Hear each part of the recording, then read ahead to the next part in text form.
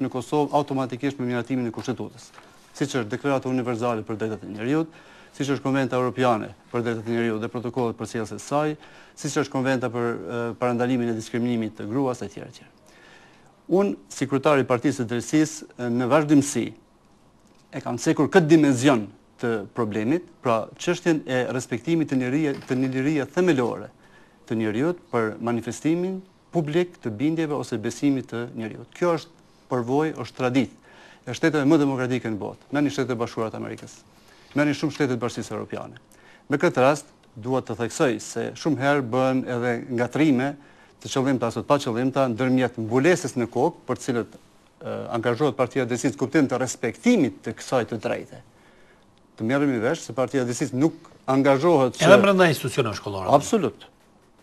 Edhe brenda institucioneve shkollore, sepse nuk ka kurfar kufizimi në Kushtetutën e Kosovës, i cili e kufizon këtë drejt brenda institucioneve shkollore. Atëherë udhëzuesin administrativ, tash ta komentojmë. Po, konkretisht, në eni 8 në cilin i Kushtetutës së Republikës Kosovës, në cilin u thirr zotëri Nehati, po, ky nen e përcakton Kosovën si shtet laik në gjuhën shqipe, në gjuhën angleze dhe serbe si shtet sekular, që është temën veti për debat. Por po e marrin si shtet laik. Ju e keni pas temë, e keni edhe kemi elaboruar këtë temë. Normal, se mendoj se ja reflekton esencën e problemit.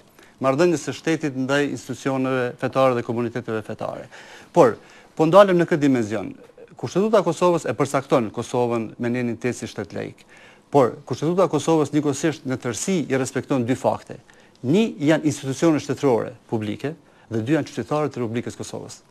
Derisa institucionet e Republikës Kosovës janë laike, në to ka ndarje të plot të pushtetit fetar dhe publik, qytetarët e Republikës Kosovës janë njerëz të lirë, të cilën kanë të drejtë kënë besim dhe bindje të ndryshme fetare.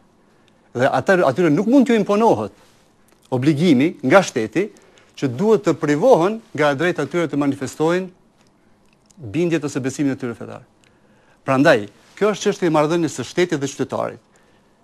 Dhe duhet gjetur kompromisi harmonik ndërmjet interesave shtetërore që të ruhet parimi i laicitetit, që nënkupton ndarjen e plot të pushteteve fetare, të autoriteteve fetare nga vendimarrja shtetërore dhe njëkohësisht respektimi i plotit të drejtës kushtetuese të qytetarëve të vendit të Kosovës që të kenë besime dhe bindje të ndryshme fetare, madje edhe të mos kenë fare bindje të tilla fetare dhe si të tillë të jetojnë të lirë në një shtet laik, por që respekton të drejtat e tyre fetare.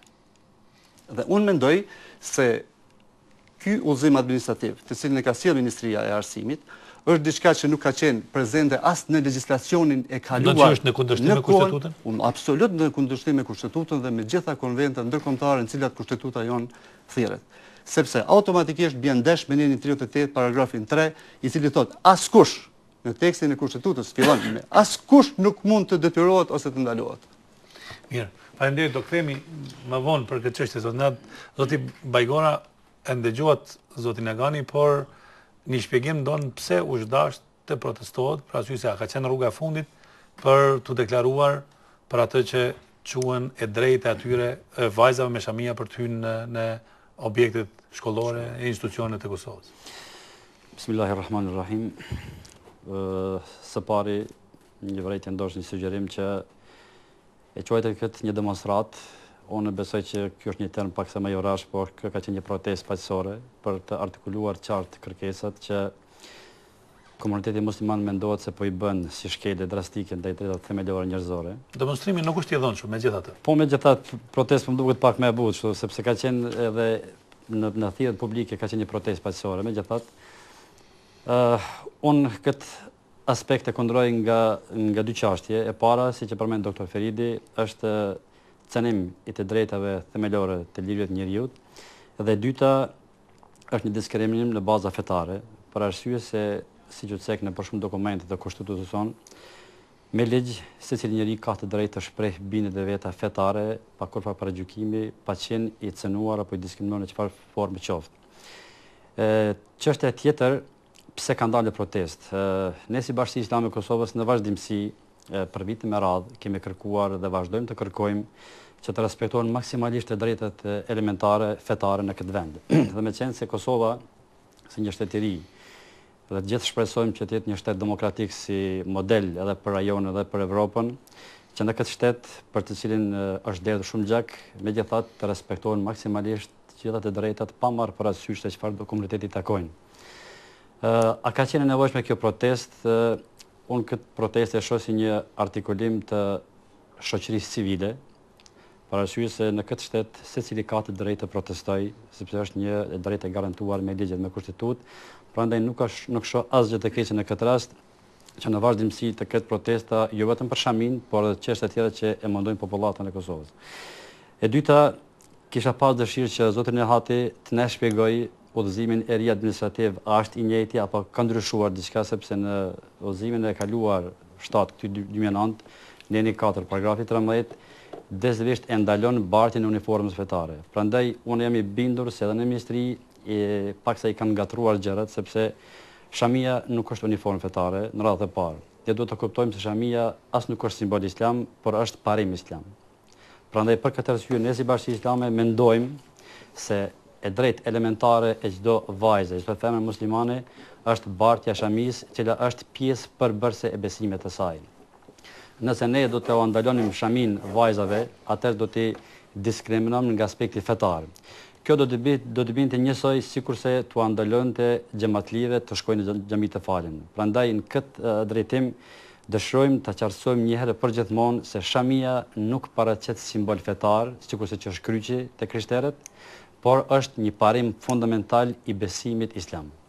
Okej, shumë pyetje të drejtuara zotit Nat, por megjithatë Valon e di që keni qëndrim tjetër për ruajtjen e institucioneve dhe e para sparës pisho argumentet e zotnive, cilët thojnë që është shkelje kushtetuese.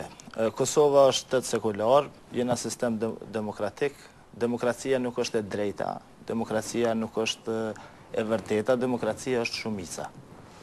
Do të thotë shumica e udhëheq sistemin tonë shtetnor, edhe unë me këtë për e ceku, për shkak se shumica besoj që mendon që nuk është e nevojshme të kenë simbole ose obligime fetare mrena institucione publike, ku qytetarët pagujnë për ato institucione me taks. Do të thotë shumica e qytetarëve që pagujnë, besoj që nuk është për shamit mbulesat në për institucione publike.